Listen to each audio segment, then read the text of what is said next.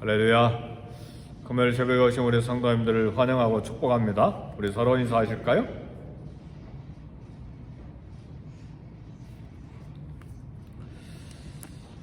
선교관에서 닭을 이제 전갈이 방 안에 들어와서 전갈을 잡은 적이 있어요.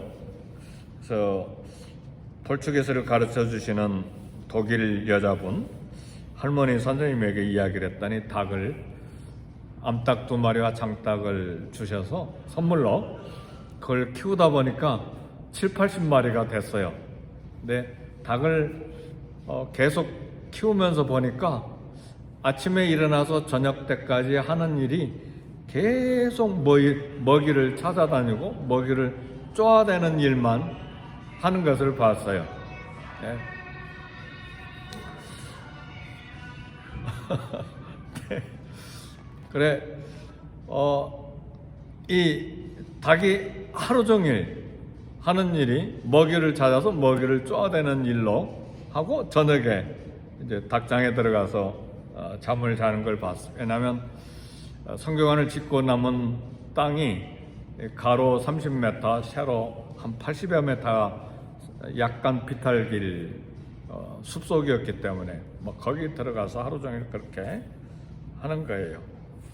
근데 닭은 일생을 통해서 먹이를 찾고 이렇게 쪼아대는 일로 일생이 끝나버려요. 근데 오늘 우리의 삶을 비교해 볼 때 아침에 일어나서 저녁 잘 때까지 평생에 먹고 사는 것으로 끝나버리면 닭의 삶과 똑같이 되는 거예요. 예. 일하는 내용만 다를 뿐이지 결국은 먹고 사는 것으로 평생 그렇게 찾다가 삶이 끝나버려요. 근데 그 닭을 키우다가 이제 많아지니까 뭐 조그만 뱀도 잡아먹고 전갈도 잡아먹고 숲속에서 크니까 얼마나 토종닭이에요. 그래서 인삼을 사다가 이렇게 선교사님들 대접하고 이제 그랬는데 사랑하는 성도 여러분, 우리의 삶도 먹고 사는 것으로 인생이 다 채워져 버리고 그리고 인생이 그렇게 끝난다면 이런 날짐승 이런 동물들과 다름이 전혀 없는 것이죠. 근데 하나님께서 우리를 창조하실 때 하나님의 형상과 모양으로 창조하시고 생기를 불어넣으셔서 생명이 되게 하신 하나님의 형상대로 창조하신 하나님이 우리를 보배롭고 존귀하게 여기시는 이유가 있어요. 이사야 43장 7절과 21절에 보면 이 백성은 내가 나를 위하여 지었나니 나를 찬송하게 하려 함이니라. 우리를 하나님의 형상으로 만드신 분명한 목적은 하나님의 영광, 하나님의 찬송입니다. 찬송이라고 하니까 뭐 입으로 노래 부르는 그것만을 말하는 것이 아니고 하나님을 영화롭게 하는 평생의 삶을 위해서 보배롭고 존귀하게 창조하셨어요. 내가 내 영광을 위하여 창조한 자를 내게 오게 하라. 내가 그를 지었고 그를 만들었느니라. 하나님의 영광을 드러내기 위한 보배롭고 존귀한 존재로 창조하시고 그리고 이 하나님 찬송, 하나님의 영광, 하나님이 기뻐하시는 일을 위해서 무엇까지 하나님은 우리에게 주셨느냐? 어제 말씀드린 대로 우리를 긍휼히 여기시는 정도가 아니라 아예 아들의 목숨을 바쳐주셨어요. 할렐루야. 이 엄청난 그래서 우리를 보배롭고 존귀하게 여기시고 천하 만물보다 보배롭게 천하 만물이 뭐죠? 하늘과 땅이잖아요. 이 모든 이 만물보다 더 존귀하게 보배롭게 여기신다 그 말이죠. 그래서 우리의 참 삶의 목표를 알아야 돼요. 우리가 판사가 되든 검사가 되든 국회의원이 되든 장관이 되든 정치인이 되든 경제인이 되든 학교 교수가 되든 군인이 되든 아니면 비즈니스를 하든 아침부터 밤늦게까지 아니면 밤잠 안 자고 일하되 그러나 일의 목표가 있어야 돼. 하나님의 영광입니다. 아멘 할렐루야. 근데 사실은 닭도 하나님의 영광을 위해서 삽니다. 애리조나 사막에 아무도 봐주지 아니하는 한쪽에 백화바가 핀 건 하나님의 영광을 위해서 핀 겁니다. 하나님께서 동물, 식물, 나무 한 그루도 하나님의 영광을 위해서, 그래서 우리 주님이 말씀하셨어요. 이 이스라엘 백성들이 하나님을 찬양하지 아니하면 이 돌들이 하나님을 향해 소리 지르리라 그랬어요. 돌도, 무생물인 돌도 하나님의 영광을 위하여 존재하는 것입니다. 오늘 서론적으로 이 말씀을 드리는 것은, 주님께서 12제자를 뽑으신 것은 이스라엘의 국무총리나 장관이나 이스라엘의 대단한 유대 사회의 성공을 위해서 부르신 게 아니라 그 말이에요. 하나님의 영광을 위하여 오늘 저와 여러분들을 구원하기 위해서 12명을 선택하셨어요. 오늘 본문에 나오는 말씀이요, 마태복음 10장에. 그래서 그 12명을 키우시고 전 세계를, 이스라엘을 맡기고 가신 것이 아니라 전 세계를 12명의 손에 맡기고 가셨어요. 다 훈련했다 하셨다고 생각하시고 가셨습니다. 오늘 저와 여러분들을 왜 한국에서 미국으로 불러내셨죠? 우연한 일입니까? 내 계획대로 온 것입니까? 아니에요. 하나님 우리 마음속에 소원을 두시고 행하게 하십니다. 그리고 하나님 기뻐하시는 일을 위해 이 땅에 오게 하신 거예요. 내가 이 나라에도 가서 살아보려고 애를 쓰고 내가 저 나라에 가서 살아보려고 발버둥 치는데 결국은 미국에 정착한 이유가 뭡니까? 그 하나님의 목적을 잃어버리면 안 돼요. 그걸 소명이라고 말해요. 하나님께서 주신 소명을 결코 잃어버려서는 안 돼요. 가난하든 부하든 내가 직장에 어떤 일을 갖고 있든 이 하나님이 주어주신 소명을 감당할 때에 우리 삶이 보배롭고 존귀가 있고 삶에 충만한 의욕을 갖고 살 수가 있어요. 그리고 우리는 행복을 쫓아가는 존재가 아닙니다. 삶의 충만을 향해서 달려가는 사람들이에요. 근데 그런 삶의 충만은 이 세상의 것이 만족감 주지 못해요. 우리에게 주신 소명을 따라 살 때에 충만한 삶을 살 수가 있어요. 12명을 전도 현장에 보내셨는데 오늘 저와 여러분들을 이 세상에 보내셨어요. LA 땅에 보내시고 그리고 미국에서 살면서 전 세계를 보고 살게 하셨어요. 단순히 LA 땅만을 위해서 우리가 사는 것이 아니에요. 우리가 사는 것은 단순히 내가 사는 집만을 위해서 존재하고 내가 먹을 것만을 챙기고 사는 게 목적이 아니고, 그리고 이 작은 LA 땅만을 위해서 사는 것이 아니라 이곳에서 살되 전 세계를 보고 하나님께서 내게 주신 소명을 이루어드리는 삶을 살아야 됩니다. 그래서 유명한 프랑스의 이 철학자 중에, 사회학자면서 철학자 중에 한 사람이 그런 이야기를 했죠.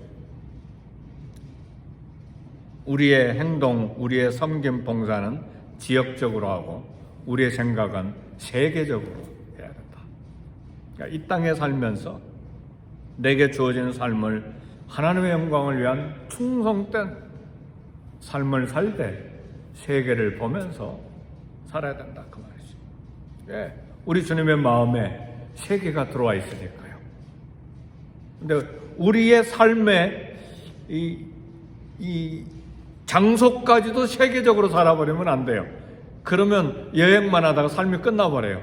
그러니까 현재 내가 살고 있는 장소에서 내게 주어진 직업 가운데 내 관계 속에서 충실하게 이 한 곳에서 신발 만드는 일이면 신발 만드는 일을 충성되게 하고, 물건을 파는 일이면 물건을 파는 일을 충성되게 하고, 가정주부면 주부로서 부엌에서 방에서 자녀들 가운데 충성되게 하되, 그러나 생각은 세계적으로 해야 된다 그 말이에요. 전 세계를 보고 우리 주님이 그 세계를 품고 일하고 계시기 때문에. 그래서 우리 주님이 12제자를 보내실 때 귀신을 쫓아내고 모든 병과 약한 것을 고치는 권능을 주셔서 파송하시는데, 오늘 저와 여러분들은 하나님께서 은사를 다 주셨어요. 각자 독특한 성품, 기질, 그리고 경험, 후천적으로 습득된 모든 기능들, 천부적으로 하나님이 주신 재능들, 그리고 후천적으로 배운 습득한 지식들, 경험들, 이런 거 다 주셔서 오늘을 살게 하신 거예요. 어떤 사람에게는 언어를 더 주셔서 이런 언어 저런 언어를 구사하게 하시고, 어떤 사람은 독특한 직장을 허락하시고 경험을 허락하셔서 그분에 있어서 그 분야는 전문 분야가 되어서 이 땅을 살고 있는 거예요. 그걸 가지고 이제 주님의 영광을 드러내는 일을 위해서 사용하는 것입니다. 근데 오늘 마태복음 우리가 봉독한 10장 16절에 보니까, 보라 내가 너희를 보냄이 양을 이리 가운데로 보낸과 같도다 그랬습니다. 양을 이리 가운데로 보낸과 같도다. 양은 이 교회를 말해요. 우리 성도들을 말해요. 그리고 이리는 세상을 말해요. 믿지 아니하는 세상 가운데 보낸과 같다. 그 말은 오늘 예수 그리스도를 믿고 구원받은 하나님의 자녀들이 이 땅에 살아가는데 고난과 핍박을 만날 것이다. 그런 말이에요. 반대도 만나고 속임도 당하고 고통도 당하고 어려운 일도 있다는 말이에요. 의도하지 아니한 공격도 받을 수가 있어요. 의도하지 아니한 도둑도 만날 수 있어요. 한 달 전인가 두 달 전인가 저희 집에 도둑이 들어왔어요. 문이 2개인데 그 철문을 막 뭘로 휘어가지고 들어왔어요. 막 다 뒤집어 놓으니까 기분이 안 좋죠. 근데 컴퓨터가 3개나 있었는데 그것도 안 가져가고, 코인 한 통 이 신방할 때 이 길거리에 넣으려고 코인 한 통 갖다 놨는데 그것도 안 가져가고 막 캐시만 찾았던 것 같아요. 그리고 그냥 갔어요. 기분이 나빴죠. 근데 주인이 와서 대문 다시 만들어주고 전부 다 수리해줘서 조금 더 안전하게 됐는데, 원하지 않는 일들을 만날 때가 있어요. 자동차 사고도 만나고 또 수술하기도 하고. 그런데 오늘 본문에서 이야기하는 고난과 핍박은 이 하나님의 영광, 하나님을 찬송하기 위해서 하나님 기뻐하신 일을 하기 위해서 열심으로 달려가는데 방해거리들이 생긴다 그 말이에요. 외부의 핍박과 고난이 온다 그 말이에요. 이때 우리 주님이 오늘 하신 말씀은 어려움을 두려워하지 말라. 당연히 그거 있다. 임금들에게 불려가고, 여기 오늘 말씀에도 보니까 임금들한테 잡혀가가지고 무슨 말 할까, 총독들 임금들 앞에 끌려가게 된다. 이미 예언해 놓으셨잖아요. 그러니까 이상한 게 하나도 없어요. 다 고난이 있다 그 말이에요. 방해가 있다 그 말이에요. 우리 주님 다 알고 계시면서 보내신 거기 때문에 전도하러 가는데 왜 이렇게 뺨 맞았어? 저도 사기꾼이라는 말 들었거든요. 한남마켓에서. 머리가 약간 돌아간 사람인데, 이 사기꾼아 보니까 다른 분한테 이야기해 보니까 저분 조금 머리가 이상해요. 그렇게 이야기하더라고요. 왜? 그러나 그 어려움 중에서도 사역에 대한 책임을 다하라. 아멘 할렐루야. 결코 우리 소명을 내려놓을 수가 없어요. 하나님 영광 드러내는 소명 내려놓으면 안 돼요. 정년이 돼서 시무냐 은퇴냐 아니면 퇴직자냐 그런 사회적인 관계만 있을 뿐이지, 우리에게 주신 본래적인 소명은 죽을 때까지 하는 거예요. 은퇴했다고 기도 그만둡니까? 은퇴했다고 복음 안 전합니까? 은퇴했다고 하나님 영광, 하나님 찬송하는 일 그만둡니까? 아니죠. 평생에 하는 것이죠. 주님 오실 때까지. 그 일을 놔서는 안 돼요. 그 일을 놓는 순간에 소명이 끝나버려요. 그게 아니죠. 끝까지 내게 주신 소명 다 감당하는 거예요. 그것이 무엇이든지 간에. 그러나 우리 주님 오늘 16절에 이런 핍박 고난 있을 때에 너희는 뱀과 같이 지혜롭고 비둘기같이 순결하라 그랬어요. 뱀같이 지혜롭게 되라는 말은 사단처럼 악으로 교활하게 행하라는 말씀이 아니에요.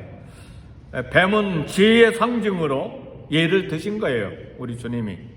사자도 보면 어떤 때는 우는 사자와 같이 마귀가 두루 삼킬 자를 찾는다고 사단으로 비유했는데 유다의 사자처럼 담대하다. 그때는 좋은 의미로 성경에서 쓰잖아요. 그러니까 오늘 주님이 뱀을 이야기하신 것은 앳뱀, 마귀를 두고 하는 말이 아니라 뱀의 속성, 지혜를 잘 피하잖아요. 위기를 잘 극복하는 지혜롭게 피하라는 교훈입니다. 예를 들면 주님이 바리새인과 서기관들에게 함정을 파놓고 기다리는 이 핍박 앞에서 황제에게 세금을 바치는 것이 옳으냐 그러냐, 바치라 그러면 매국노가 될 것이고 바치지 말라 하면 로마 법에 걸리고, 이거 굉장히 어려운 질문이잖아요. 우리 주님이 어떻게 피하자는가? 동전 한번 가져봐라. 동전 하나 가져면 이 동전에 뭐가 이렇게 새겨져 있느냐? 가이사 황제의 얼굴입니다. 가이사 할 건 가이사께 바치고, 세금 바칠 건 바치고, 하나님 건 하나님께 바쳐라. 얼마나 지혜로운 말씀입니까? 율법사 가늠한 현장에서 잡힌 여자를 데려가서 율법에 돌로 치라고 했는데 어떻게 할까요? 돌로 치라 하면 메시아의 사랑과 용서의 사역이 무너져 버리잖아요. 돌로 치라 그러면 무너지는 건 메시아 사역이. 근데 치지 말라면 율법은 분명히 가늠하다 현장에 잡힌 여자 돌로 쳐 죽여야 되거든요. 어떻게 피합니까? 주님이 말씀하시죠. 너희 중에 죄 없는 자가 먼저 돌로 들어서 치라. 어린 자로부터 늙은 자까지 다 도망가 버렸죠. 이게 지혜잖아요. 이게 뱀처럼 지혜롭게 하라 그 말이죠. 어떻게 지혜를 얻는가? 두 가지를 말씀드리는데요. 정확하게는 세 가지인데 말씀의 사람이 되기로 결단하셔야 돼요. 말씀이다. 밤낮으로 말씀입니다. 평생의 성경을 들고 다니고 성경이 막 더덜더덜 할 때까지. 저도 이 성경이 지금 몇 권째인데 처음에는 한문으로 된 성경 보다가 그 다음에 우리 성경으로. 근데 이것도 LA 와서도 몇 권째 막 긋고 줄치고 막 더덜더덜 할 정도로 말씀의 사람이 되기로. 왜냐하면 지혜는 말씀에서 오기 때문에. 그리고 기도의 사람, 평생의 기도의 사람으로 작정하세요. 너희 중에 지혜가 부족하냐? 후히 주시고 꾸짖지 아니하시는 너희 하나님께 구하라. 말씀은 내 발에 등여 내 길에 빛이시잖아요. 예수님도 말씀으로 사단을 대적하시고 평생의 기도, 말씀 기도. 신앙생활이 대단한 신비와 기적 속에 있는 것 같지만 단순해요. 말씀과 기도예요.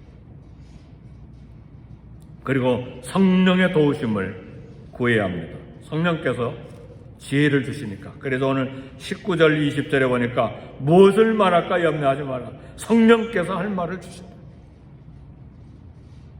분명해요. 사람 만나기 전에 기도하세요. 오늘 비즈니스 하는데 무슨 말로 대화할까요?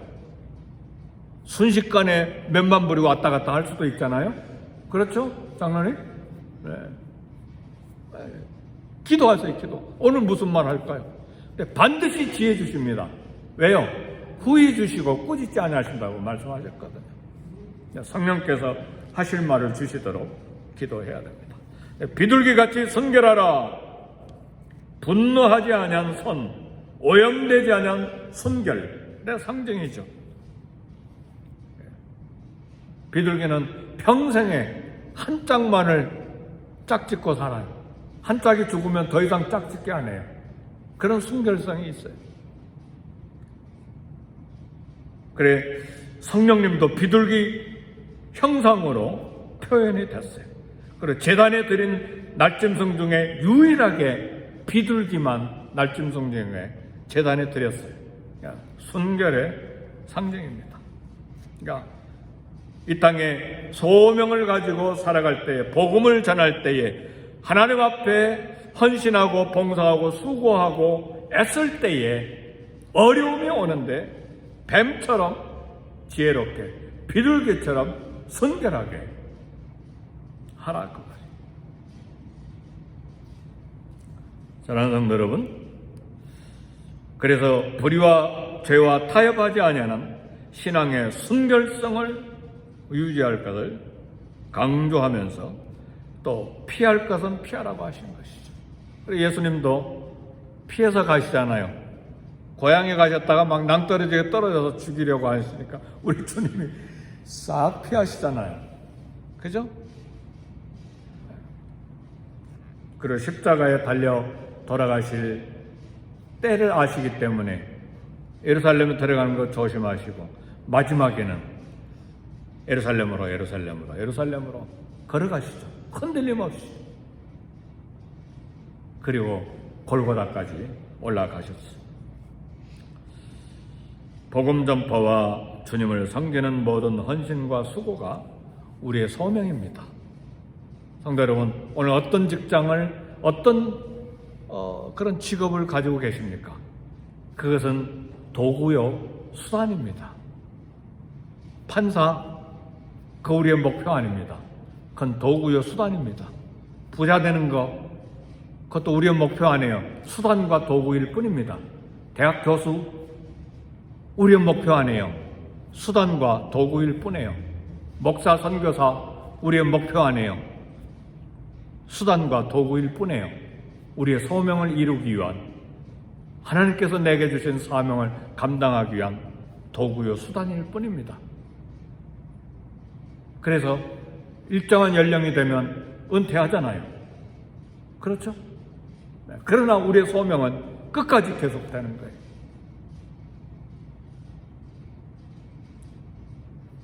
고린도전서 5장 15장 10절 보니까 내가 아니요 오직 나와 함께 하신 하나님의 은혜로라. 우리의 재능과 열심, 충성으로 소명을 다 감당할 때에 하나님께서 열매를 주시는데, 모든 주어진 열매, 내가 아니요 오직 나와 함께 하신 하나님의 은혜로라. 그래서 처음도 하나님의 은혜, 과정도 하나님의 은혜, 마지막도 하나님의 은혜입니다. 할렐루야. 사랑하는 성도 여러분, 무엇을 갈증하고 오늘 또 삽니까? 세상입니까? 아닌 것 같아요. 취미입니까? 아닌 것 같아요. 돈입니까? 절대로 돈도 아니에요. 명예입니까? 명예 아닌 것 같아요. 우리 주님이 주신 콜링입니다. 소명이에요. 하나님을 기쁘시게 해드리고 하나님의 영광을 드러내고, 이 백성은 내가 나를 위하여 지었나니 나의 찬송을 부르게 하려 합니다. 내가 내 영광을 위하여 창조한 자를 내게 오게 하라. 내가 그를 만들었고 그를 창조하여 만들었습니다. 말씀을 마칩니다. 이렇게 소명을 위해 살고 간 사람들에게, 살아가는 사람들에게 성령을 주시고 22절에 구원을 주시고 23절에 마지막에 인자가 오리라. 주님의 재림을 맞이하게 된다. 그런 말입니다. 우리 주님과 친밀한 관계를 갖고 궁극적으로 공헌하는 삶을 살고 삶을 잘 끝맺음하는 저와 여러분이 되시기를 저 여러분으로 축복합니다. 기도하겠습니다.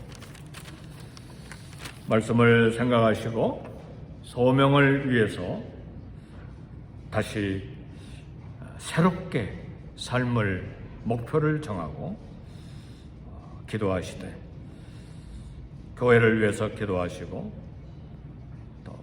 우리 가정과 자녀를 위해서 기도하시고, 시리아와 그리고 터키의 튀르키야의 이런 지진 비극의 현장을 위해서 우리 기도하시고, 다 같이 통성으로 기도하겠습니다.